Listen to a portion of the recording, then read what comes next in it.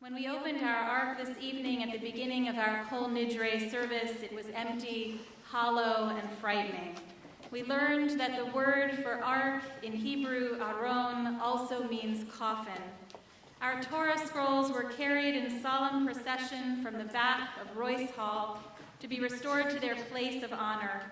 The coffin transformed into a tree of life, the heart of our heritage returned to its chest to pump vitality into us. These same scrolls are passed from grandparent to parent to child. B'nai Mitzvah students hold the Torahs to their hearts, carry them around our sanctuary every Shabbat, hands reaching out to touch and kiss their royal garb. The child beaming, people clapping to joyful, upbeat music, smiling at the Torah parade. At Ne'ilah, the closing service of Yom Kippur tomorrow, we will pass our scrolls through the congregation, and 1,000 people will hold them in their arms against their hearts. The first letter of the Torah is the Beit of Bereshit, and the last letter is the Lamed of Yisrael, and together Lamed Bet spells Lev, which means heart. The whole Torah is framed with heart. On Simchat Torah, we open one of our scrolls so that the parchment is entirely exposed in wreathing the congregation. And then we roll it back up, take it and the rest of our scrolls, and we dance with them. On Simchat Torah 7 years ago, a number of our congregants traveled with Rabbi and Sheila Gann to Eastern Europe and delivered one of our Torah scrolls to a small Jewish community in Grodno, Belarus, which had never had a Torah. And this past year, for the first time, we brought our Torah scrolls out of the temple to our kindergartner families' homes as a way to welcome them to religious school. Each of the clergy packed a Torah and drove all over Los Angeles. Some homes had elaborate celebrations to welcome the Torah. Once I came out of my car with the Torah, and the driveway was lined with people throwing candy as I walked towards the front door. Other times, I'd arrive and the house would be dark, and I'd tiptoe toward the front door with my sacred stash, holding it away from the sprinklers when the burglar lights would go on, and the dogs would start barking, and the family would open the doors sleepily in pajamas.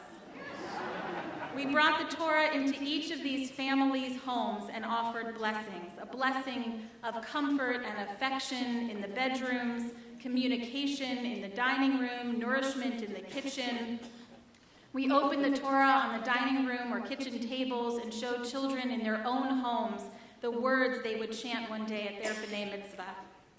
During those weeks of Torah visits, I spent a lot of time with a Torah scroll in traffic, conscious of my phone conversations and bad singing, while the Torah silently belted next to me in the passenger seat, reminded me to honor my parents and that the person who just cut me off is made in God's image, and I should really love that moron as myself. We have 6 Torahs at the temple. 5 in our sanctuary, and 1 is kept in the library. 3 of the Torahs join us here at Royce Hall every year, while their siblings remain at Isaiah tonight witnessing other worshipers who rent our space. One of our 6 scrolls was commissioned 8 years ago in honor of Rabbi Gann's extraordinary service to this community, and our whole congregation participated in its creation, from preschoolers to founding members. Of the remaining 5, 4 of the Torah scrolls, their histories have been lost. If there is anyone here who knows how we came to receive those scrolls, we would love to document it. But the littlest Torah has a remarkable history. Besides carrying on its faded parchment the story of our people, it also carries another centuries-long mysterious adventure, one which led me to carry it from Los Angeles to London this year, wrapped in a baby blanket patterned with hearts. The Torah has no vowels in it, only consonants. Without vowels, it could have just as easily been decided that Moshe, the Hebrew name for Moses, could have been pronounced differently. We could be studying for all generations the 5 books of Mushu. We could be asking the bride, do you accept this ring according to the laws of Mushi? Consonants are pronounced with the placement of the tongue, lips, and teeth. It's pronounced with your body, while vowels are made with breath. The Torah by itself, at night in the ark, after everyone goes home, is like the body of Adam before God breathed life into him, silent in its aron. The word for breath in Hebrew is neshama. It also means soul. It's only when the Torah reader begins to chant that the Torah comes to life. It is the soul of the reader that resurrects the field of bones, turning strokes of ink into immortal stories. The Torah also has no punctuation, making it much harder to understand. I like to say that it could be compared to a child who's swimming in the ocean near a sign that says, "Danger, dangerous waters, no swimming allowed." The lifeguard exclaims, "Good God, child, can't you read?" And the child says, "Yes, of course I can read." It says, "Dangerous waters? No, swimming allowed." Torah also doesn't have any divisions between chapter and verse. Chapter and verse were created by non-Jews in the 13th century to facilitate Bible study. The Torah invites us to supply the question marks, explanation points, quotations, commas, parentheses. You can't read Torah without interpreting. You can't read Torah without your mind and your neshama getting involved. It's like that 2-page spread in Maurice Sendak classic, Where the Wild Things Are. You know, where Max is riding on the back of the parade of wild things, and there's no text, and you're reading to a sleepy child, and you have to make up your own narrative at that moment. It's like literary jazz. Perhaps you'll join our adult B'nai Mitzvah class this year, and at the end of the year, you'll breathe your neshama into this ancient script. Perhaps you'll attend one of our ongoing Torah classes and wrestle with what these scrolls contain. In a moment, we will open our ark for Avinu Malkeinu. Every year we look toward this ark, directing our prayers there. Imagine for a moment that our Torahs are looking back at us, at you, seeing the changes in every year, reading the parchment of our skin with our new worry and laugh lines. Every Shabbat, these Torah scrolls look out through the lattice of our ark doors into our purple sanctuary, watching us meditate, pray, and sing. As we open our ark, please take note of the littlest Torah there. In London, I learned that our little Torah is known as an Orphan scroll. It's also known as a unity scroll, which I'll explain later. If that little Torah could talk, what would the message be that it would want to deliver to us tonight? We turn in our prayer books to page 108 for Avinu Malkeinu. Please rise.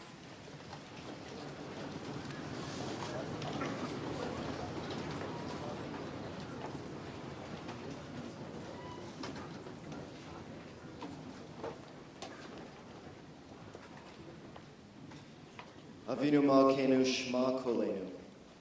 Avinu Malkeinu, hear our voice. Avinu Malkeinu, Chatanu Lefanecha. Avinu Malkeinu, we have sinned against you.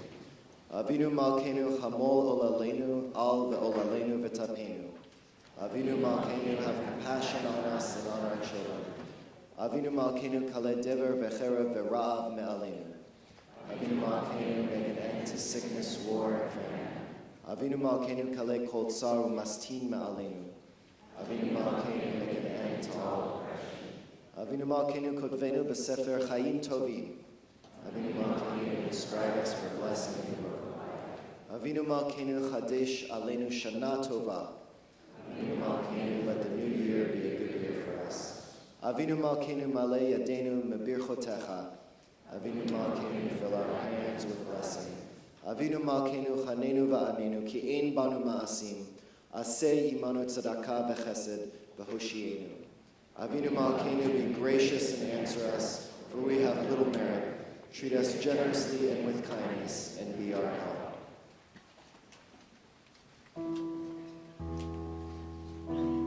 Avinu Malkeinu, Shema Kolenu. Avinu Malkeinu, Chatanu Lefanecha. Avinu Malkeinu,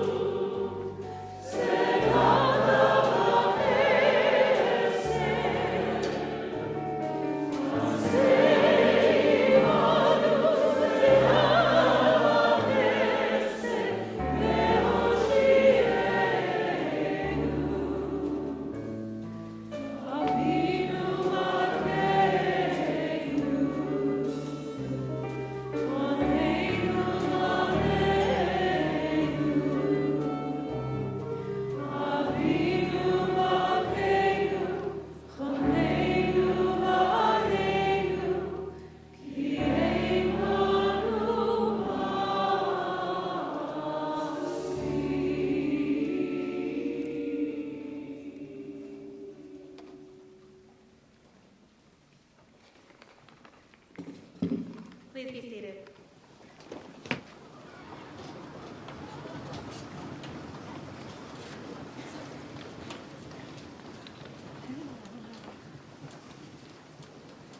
Half a century ago, in 1964, 2 trucks turned into a side road near Knightsbridge Barracks in central London, and a ghostly cargo was unloaded. 1,564 sacred Torah scrolls, and one of the scrolls was this, our littlest Torah. In 1942, curators in the Central Museum of Prague, the Central Jewish Museum in Prague, working under desperate conditions, sent out a call to the Jews in the regions of Moravia and Bohemia in Czechoslovakia to send all of their Judaica and their artifacts to the museum for safekeeping. It's unclear what kind of deal the curators made with the Nazis to allow them to do this.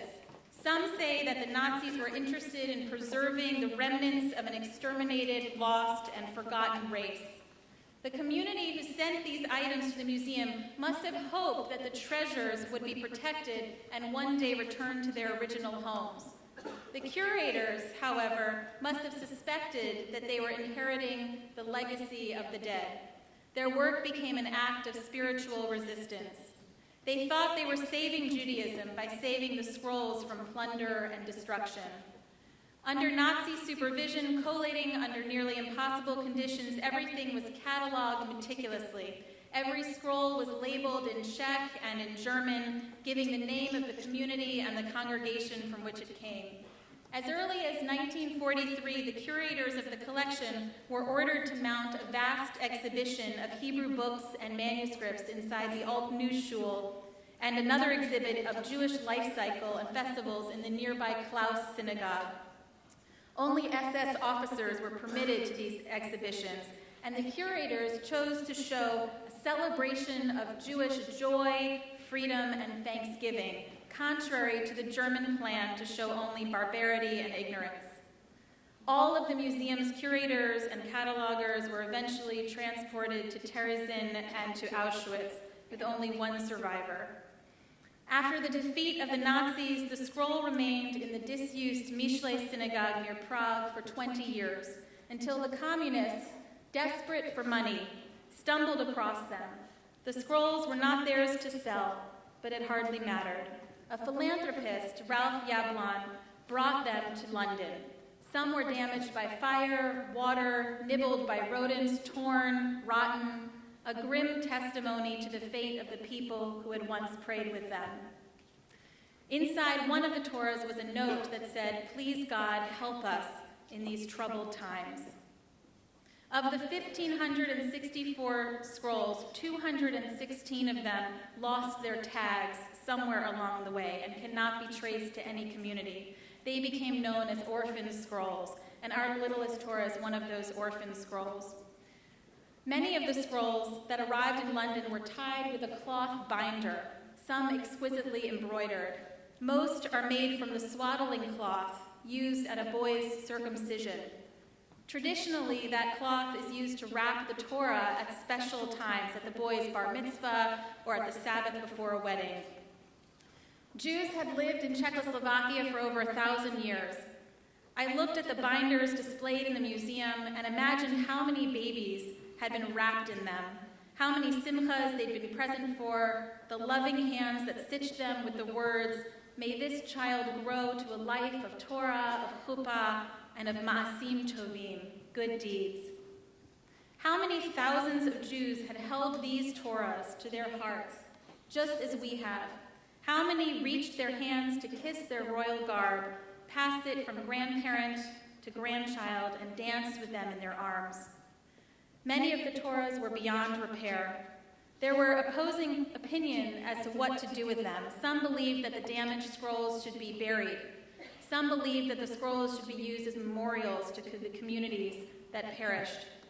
It was decided that the Torahs should be given to congregations around the world on long-term loan so that they could be part of living communities. If, heaven forbid, Temple Isaiah ever closed its doors, this little Torah would go back to London and then be redistributed to another living community. In 1976, Rabbi Gann and the confirmation class acquired this Czech Torah. On the 50th anniversary of the arrival of the Czech scrolls this February, there was a reunion of Torahs at Westminster Synagogue. Torahs came from all around the world. Some were transported in golf bags, some were carried by FedEx courier. Air Canada gave 2 Torahs 2 free first-class seats. That's true. One Torah, actually, the guard of the synagogue told me that one Torah actually arrived in the back of a synagogue, in the back of a limousine alone. My daughter Kinneret and I carried our Torah in a baby blanket covered in hearts.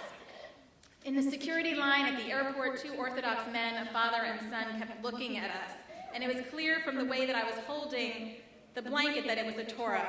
They pointed at it questioningly, and I said, "Yes, it is the Torah." And the father said, "Oh, then please go ahead of us. The Torah should always go first."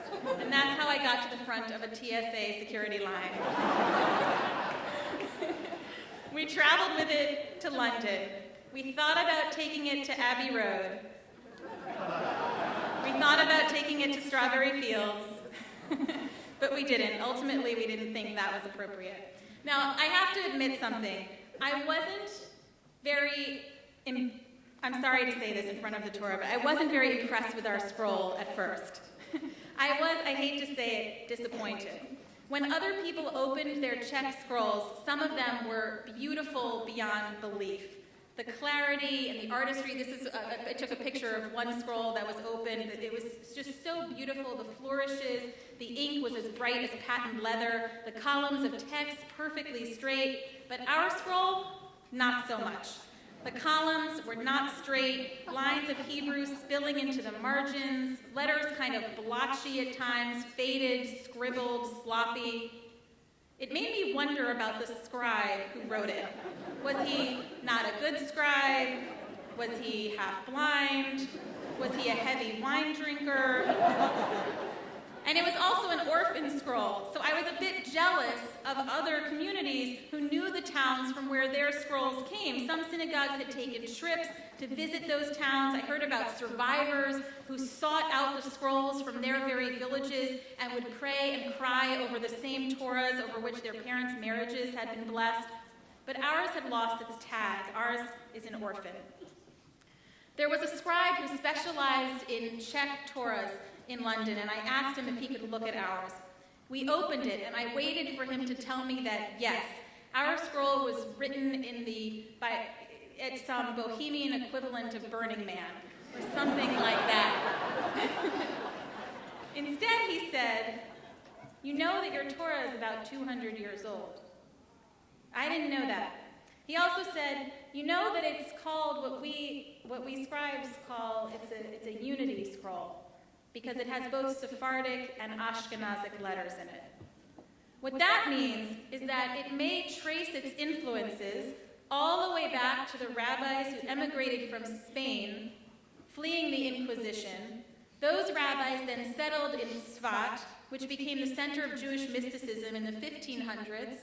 Earthquakes then led many of them to move and to settle in Fez and Cordova, Venice and Prague, Prague being the last real center of Kabbalah, and those Spanish Sephardic letters traveled with them all that way deep into Ashkenazic territory.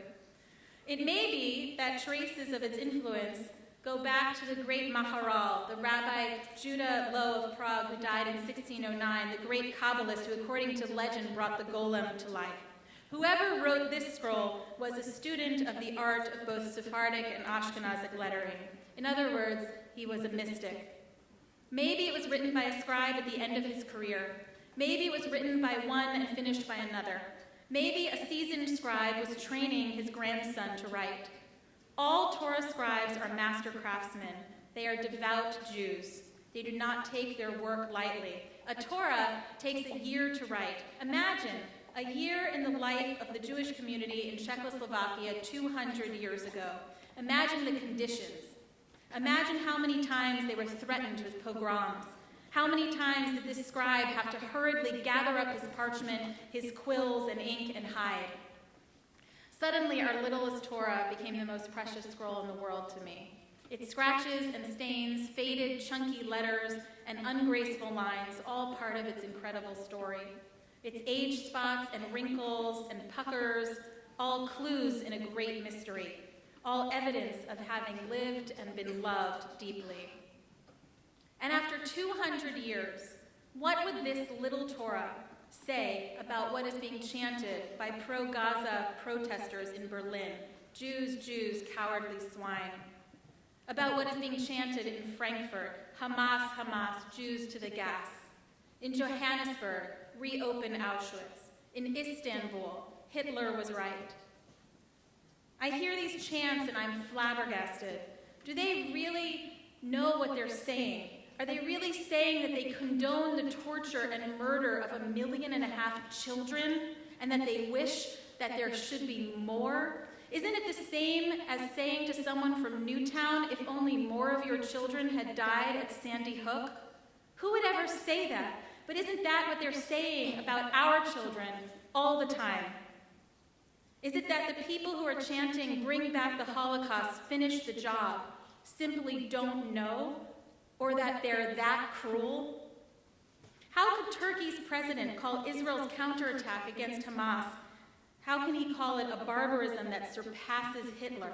Does he not know what happened? The boy in that picture, by the way, is Thomas Kulka, a Jewish boy from Moravia, Czechoslovakia. Maybe he was named before our little Torah. He was gassed at Sobibor with his grandmother in 1942, 2 weeks shy of his 8th birthday. And after 200 years, what would this little Torah say about worshipers having to be rescued by police from a raging mob in Paris? About the fact that last week 6,000 Jews requested to leave France? About the anti-Semitism in New Zealand, South America, Australia? Would this little Torah be pleased that the foreign ministers of France, Germany, and Italy made a joint appeal against the surge in anti-Semitism, or would it not be enough? What would this little Torah say about Hamas with its blood-curdling charter to pursue Israel's destruction rather than Gaza's construction? About the tunnels they build to infiltrate, to send jihadists to kill and kidnap as many Israelis as possible? About the fact that in July, while rockets fell on Israel from Gaza and Israel retaliated, there was an increase in anti-Semitic incidents in Canada by 100%, in America by 127%, in Europe by 436%, in South Africa by 600%, and in South America by 1,200%. About the fact that we have a candidate in Kentucky campaigning with the slogan, "With Jews we lose." About the synagogue door in Italy defaced with the words, "We will kill you." About firebombs against Jews in Toulouse. About teenagers storming a bus full of Jewish kids in Sydney, Australia. About the swastikas drawn on synagogues from Calgary to Cape Town to Caracas, Venezuela. As Rabbi Jonathan Aaron said, right now for the world, there is no difference between Israel and Jews.